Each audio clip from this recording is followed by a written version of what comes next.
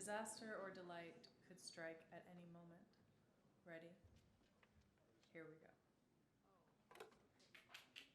Okay, this one goes to the camera.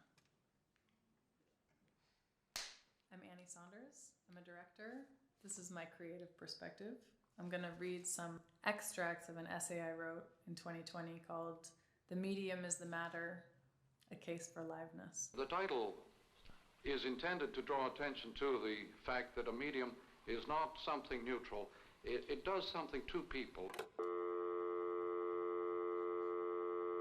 The thing I keep thinking about is somewhere Marshall McLuhan, who became internationally famous in the 1960s for his catchphrase, "The medium is the message," and his ideas about how the objects that enable mass communication impact our thinking and our behavior, wrote something like, "The only thing you ever say on the telephone is, 'I am speaking to you on the telephone.'" Anyone else talking on the phone a lot more these days? And for longer stretches of time? Oh, yes, she's here. Anyone remember the magical phrase, "It's for you"? McLuhan's big idea was that the mediums of communication themselves, i.e. television, radio, etc., are saying something far beyond the content they carry. That these medium messages have a profound impact on us and on the larger social psyche. That the medium is not a silent, neutral carrier of stories or news or information, but instead has something to say for itself. I mainly make things in the medium of live performance, often where the audience is free to move around. The work puts the physical space and the body of each audience member, what they do, what they feel, where they go, what happens to them, at the forefront of the creative process. I've made work in non-theater spaces and work that uses theater spaces in non-traditional ways. I've also created and directed live experience for brands. When you go to a live performance, you take your body with you. That means that your whole entire sensory apparatus, your consciousness and your attention are all in the same place. And the same is true of the performers. Everyone is only in one place, and they are there essentially for each other. No audience, no show, no show, no audience. Each depends on the other. There is a unique two-way, undivided attention, unlike in the cinema. In the moment before the show begins, an invisible gift is exchanged and silent agreement made between the performer and the audience member. Each says to the other, "Listen, I'm right here in this room. I am here to do something for you, and everything you do matters and will have an impact on me.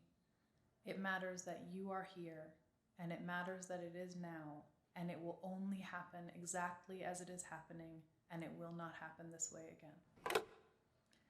I think the medium of live performance reinforces some essential truths. Truths that may feel even more acute just now. That time is passing and finite and never coming back. That life is infinitely wild and unpredictable. And that all we can really know is we are right here and right now, and that we have no actual control or any idea of what might happen next. Disaster or delight could strike at any moment. Ready? It's for you.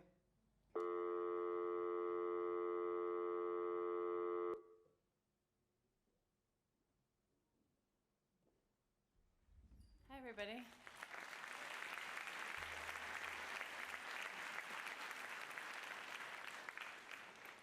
I'm Annie. Could I have a tiny bit more light in the house just so I can see the people a little better? Thank you, Patrice. So that was my virtual self. This is my physical self. Nice to meet you. We're all here together. Physically. You guys checked out this room? Everybody want to just take a second to look at this room? Apparently, I read on Wikipedia this room was built in 1863. Obviously, for Americans, that's a bigger deal than the rest of us. So as you just heard from my virtual self, a lot of the work I make is site-specific, a response to the room that it happens in. It uses the room that it happens in to determine what the content will be. And something we often do in the creation of that work is to just take a moment to be in the room and look at the room, feel what the room is saying or asking for. I have some water.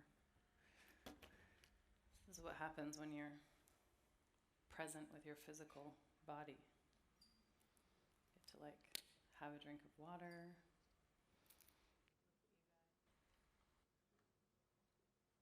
They turned my microphone off so that I could do that, so that you didn't have to listen to my body. All the ways that the body becomes visible and invisible.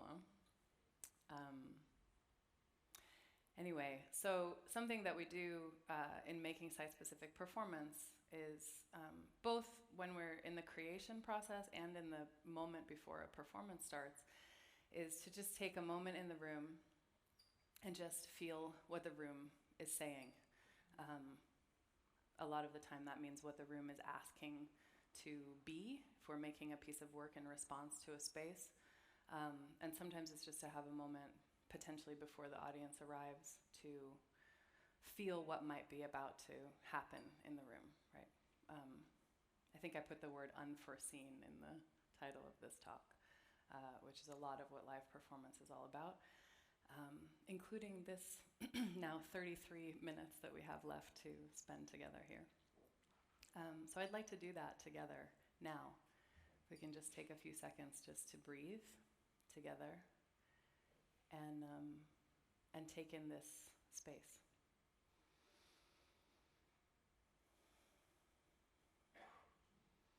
Literally, that's what we're going to do. Just take a couple breaths. Look around.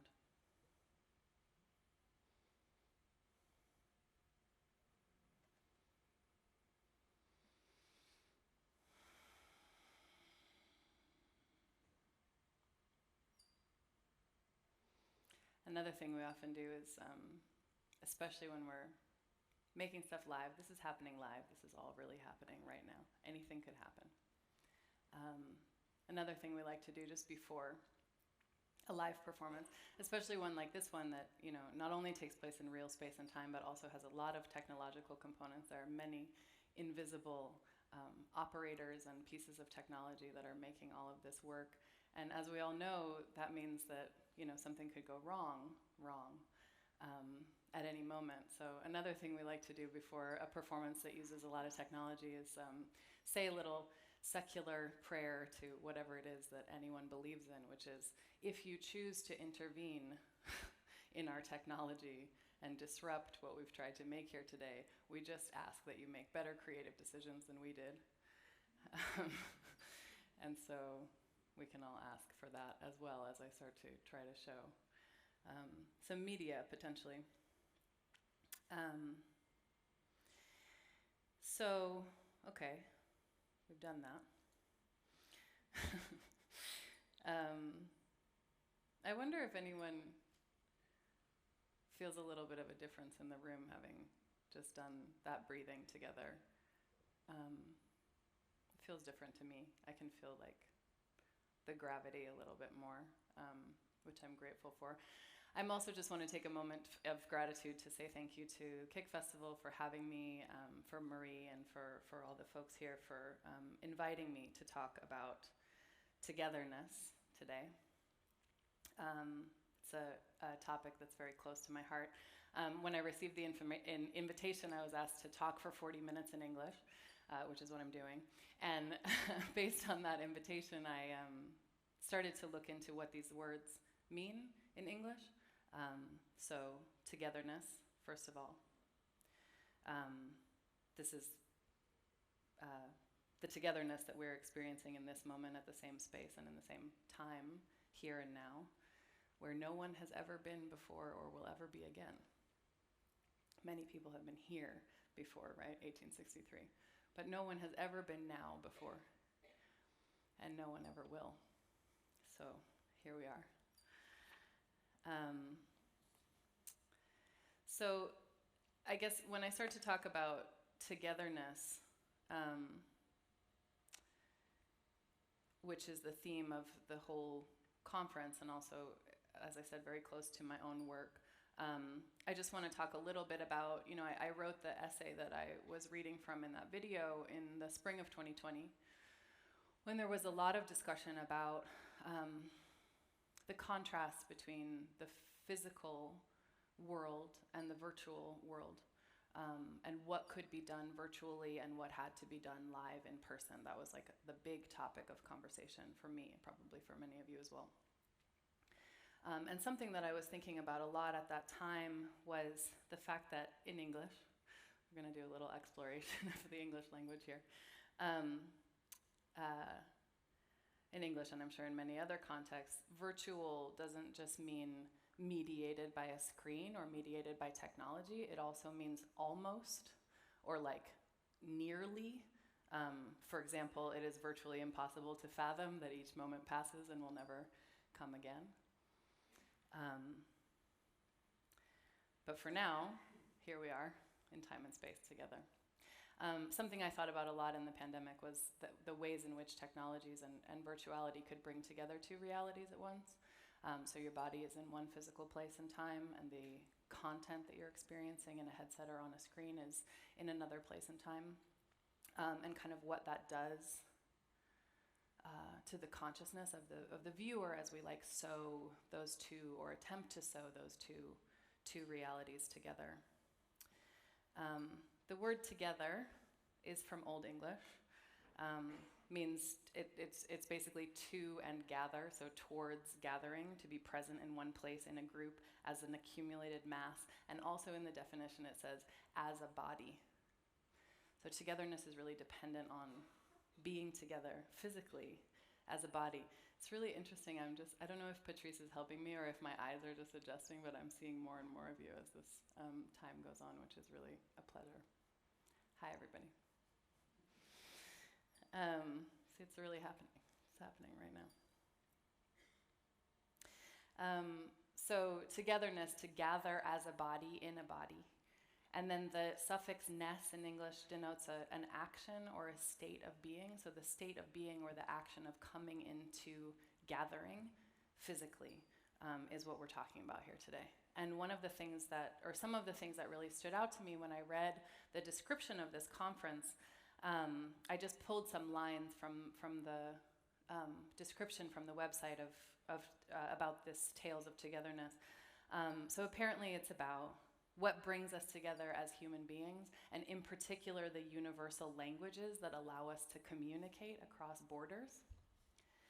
I think you guys just did one of them, so breathing together, I would offer, is one of those universal languages of togetherness. Nonverbal languages of togetherness. And the other thing that really stood out to me is this text that they have in the description about universal language. According to certain mythological or religious traditions, there was once a unique and universal language spoken by all, humans and supernatural beings.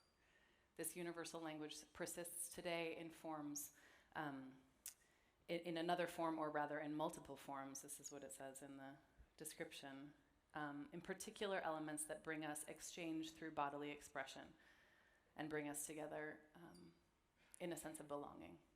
So again, I think we just did one of them, and we're going to try some more. So breathing together, inhalation, also in our linguistic exploration here, where the word inspiration comes from, to receive a breath of creativity. This is where all the holy books come from, apparently, a rush of air and inhalation from a spiritual source, an immediate rush of influence from the divine, a breath of life.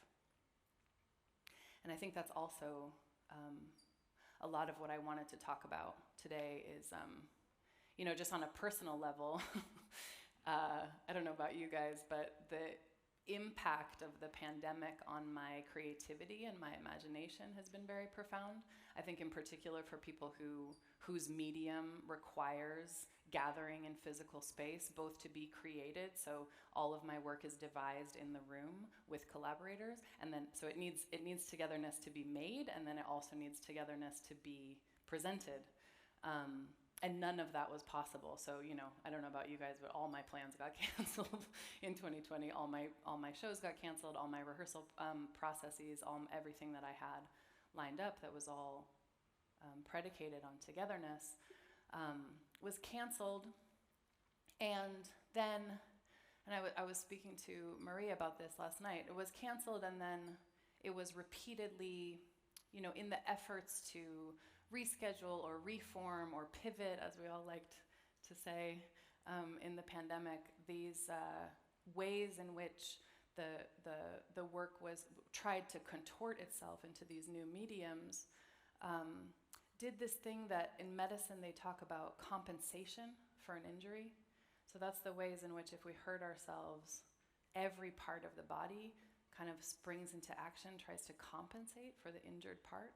And a lot of the time we end up like with a, I broke my toe in rehearsal in 2018, and what ended up happening was, I started walking funny because my toe was injured, and then my hip got injured, and then my back got injured, and my shoulder, and then now the left side of my neck is like a little bit off, There are these compensations that we do when there's an injury, and I think for me, what was really impacted in the pandemic was my belief that things could happen. So I lost some of what I really needed for my creative work, which was to believe that if an idea came, if an inspiration came, that it could come to exist in the world. That part of my creative process is where the injury kind of took place. So one thing I wanted to talk about with you as well was inspiration, and I'm curious. The reason I wanted to talk about it is because I'm curious if anyone else feels like that.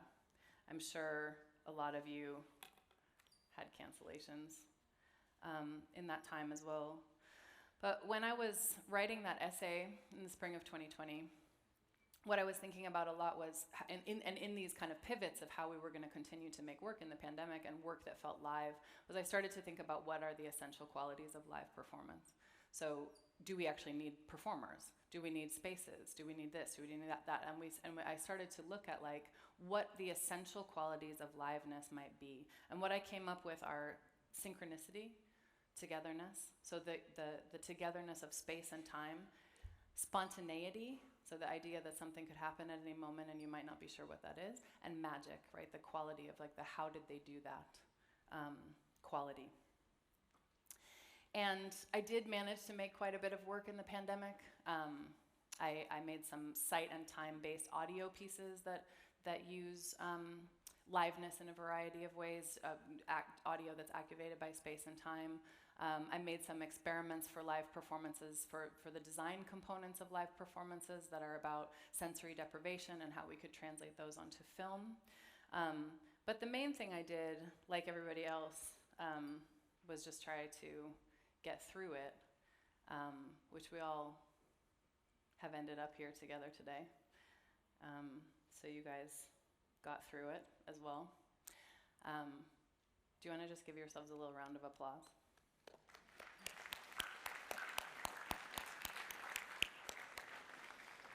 Well done.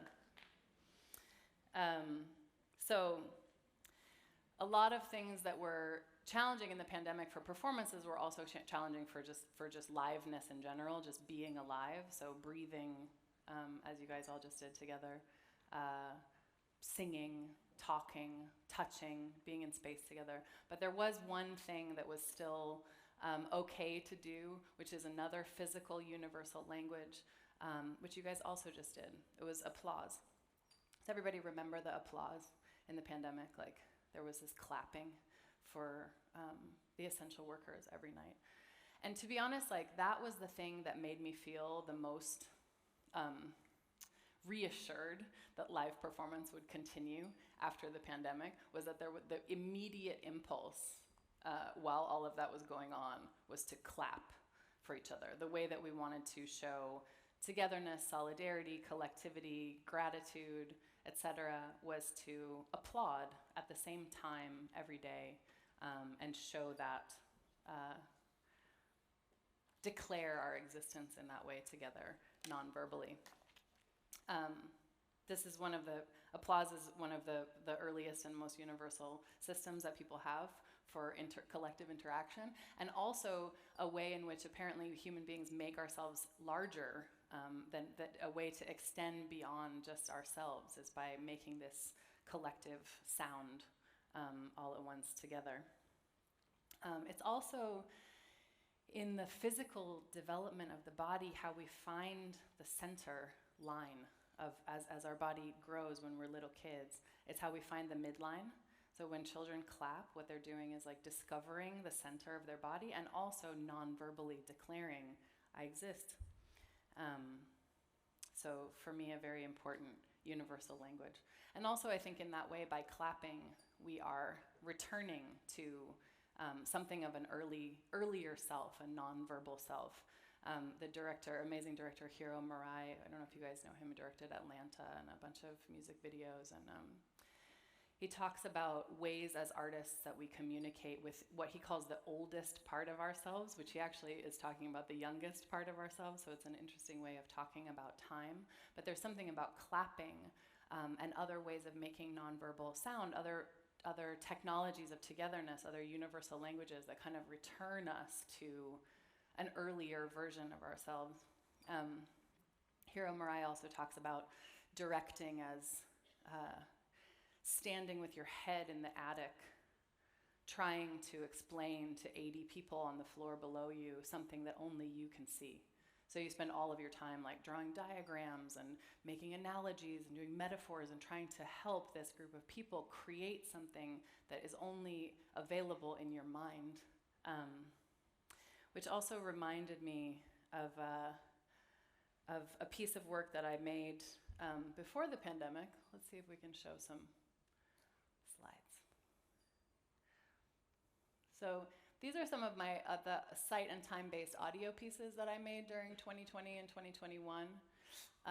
This is some stills from the film that I made about sensory deprivation. And these images are from a show called Holocene, so that's me in a cylindrical object that is repeatedly being filled and drained with water. And when we were prototyping this project, that's what it looked like from the outside. This is a piece by my colleague Lars Jan that we've now been touring since 2014 in a public art installation in a tank of water, but these were the prototypes. And when we were prototyping this work, the people at the institution could only come and see it on a live feed from a camera, top camera. So those images that you saw here, this is from a camera 30 feet above the tank.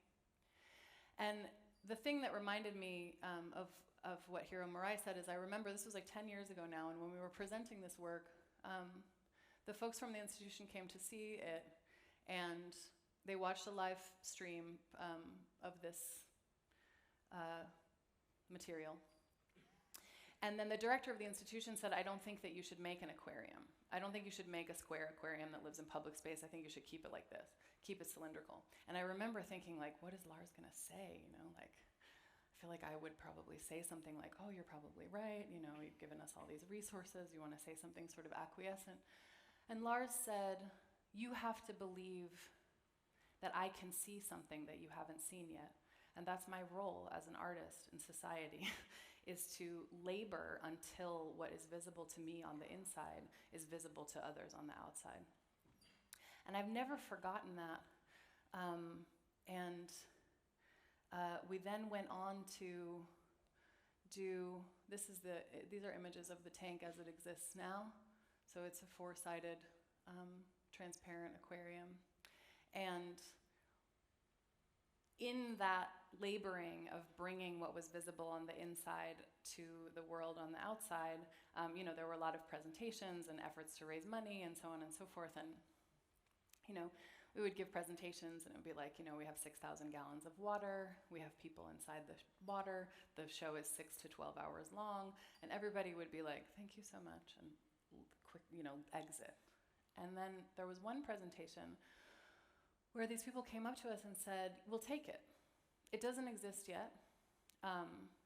We know it doesn't, it was a presentation about with renderings and so on of the aquarium, and they said, it's fine, we know it doesn't exist yet, we'll pay for it, and we want to present it when it happens. And that was the Ringling Circus Museum in Sarasota, Florida, which I had never heard of. This is the presentation at the Ringling Circus Museum. So I'm going to take the rest of the time that we have together to tell you guys a little bit about the Ringling Circus Museum and some other stuff. But it's an amazing place. It's where the circus, so the Ringling Circus traveled around the US in a train. They would show up in a city at 2 o'clock in the morning. They would set up a basically Burning Man, like a city of 15,000 audience members and 1,200 performers, and then they would pack it down in the afternoon and move it to the next place. And they used to spend the winter in Sarasota, Florida, and they loved Venetian architecture. So they built these like Venetian palazzi all over Sarasota, Florida. And they also put together a world-class art collection, and eventually they opened a museum. And the other thing that they opened is this miniature of the circus, just as it was in 1927. This was built by one guy. His name's Howard Tibbles. It took him over 2 decades. This thing has 45,000 individual miniatures of audience members, performers. It has a whole backstage. It has the big top. These are details of what's inside there. And I remember seeing it and thinking I was just fascinated by this miniature and this person that had spent so much of their life building this thing that out of a singular obsession. And inside this is another thing I saw at the Ringling, which I'll get back to in just a sec.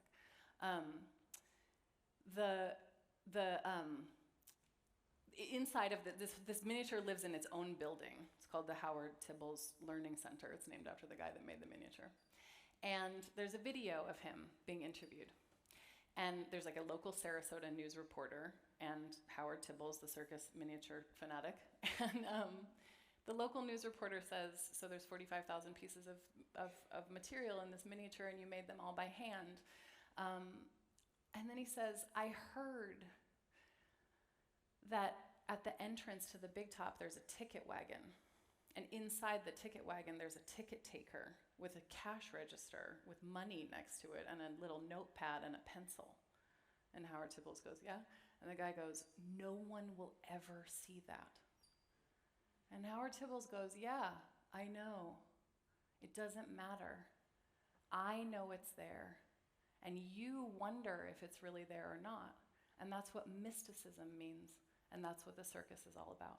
It's about a belief in things that have never been proven to exist, but we contend with whether we believe that they're there or not. And I thought about that a lot as I was thinking about this idea that maybe what has happened to me in these past few years is that I am having fewer ideas. I have less inspiration coming to me because I'm struggling to believe that things can exist in the physical world. And I just started to wonder, maybe I'm having less ideas because I have less belief that things can occur because of all the cancellations and all the compensation and pivoting and so on. And maybe, who knows where inspiration comes from, where ideas come from, but perhaps they don't visit themselves on non-believers, Maybe they kind of go by and say, she doesn't believe in us, we're gonna keep going. She doesn't believe in our ability to exist. And so I started to think a lot about this idea of mysticism and what that can mean for us in a creative context. People who have mystical experiences often talk about encountering an ultimate reality. There's a line that says, The mystical experience, by definition, is felt to be more real than real. So really the opposite of virtual in many ways. And one of the interesting marks of a mystical experience is that in order to be categorized as a mystical experience, it has to be indescribable. Right? You have to not be able to speak it into being with language. You have to use a universal language, like the ones that we've been exploring here today. And then the article that I read went on to say, the unexplainability and indescribability is one of the essential marks of mysticism. Several responses to this problem are possible. One is to avoid speech altogether and remain silent about what is revealed in the experience. And then it says, mystics, however, have not been very good at being quiet. Which just reminded me a lot of this guy, and also, what Lars said about being troubled in the difference between what was visible on the inside and what was visible on the outside, that we work in an effort to make what's visible to us. Like a mystic who's out wandering around being like, I saw something out there.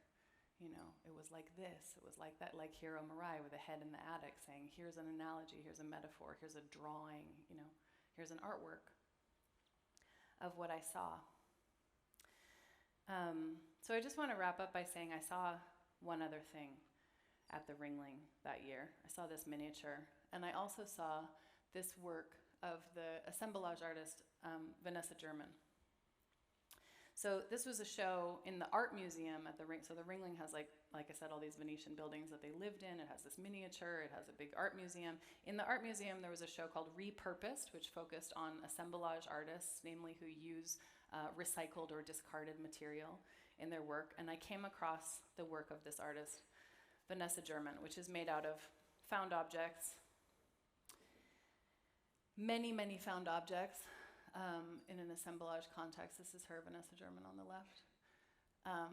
Some of these found objects are known only to the artist herself. So there are pieces of work that are embedded in these assemblage that only Vanessa German knows are there. And she talks about this as the invisible materials, or the secret work of the artwork. And she says something that is so inspiring to me, which is, she says, I believe so much in the power of art and the power of creativity and the power of love that I will ask it to enter the space and give grace to what we are trying to do together, which is to sew together the invisible world and the visible world. Like, you guys remember that scene from Peter Pan where he's trying to sew his shadow back on?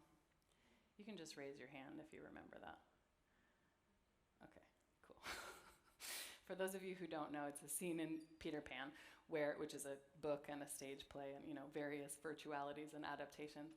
But when we first encounter Peter Pan, he's trying to sew his shadow back onto his body because he doesn't want the invisible world to escape from the visible world. This work of Vanessa German is very inspiring to me in the sense of this knitting together of what is visible and what is invisible. And you can just see the level of detail that she uses here. And it's easy to imagine like what pieces might be embedded inside there that are the thing, like the circus miniature guy Howard Tibbles talks about. I know it's there. It's important for me that I put it there. And she talks about getting things out of her body and putting them into the work, and what that does to bringing the invisible world into the visible world and bringing everything into the studio. So, speaking of Peter Pan sewing his shadow back together, the last thing that I want to talk to you guys about is this thing called the Tinkerbell effect, which basically is about the idea that we can bring things into being just by believing in them. So the story of Tinkerbell in Peter Pan is that she has been hurt and is dying, and Peter Pan says to the audience and the children in the audience, They die if we don't believe in them. You have to show that you believe in them. And this has been translated into popular psychology as something called the Tinkerbell effect, which is that if we believe in something strongly enough, it can come to exist. However, this is the article that I read on this says the Tinkerbell effect points out a significant flaw in the brain's system of receiving and interpreting information. It is not directly representative of reality. So all of this just made me think like, okay, maybe what's necessary is that we have to believe in our own ideas as much as if they already existed in the physical world, right? It's not enough to say like, I thought of something or I think it could happen or so on. It's like the idea of the mystic is I saw something and I believe in it as much as if it already existed in the world, and I'm going to work toward it existing in the world so that what's visible to me is visible to you, the sewing together of the invisible and the visible world.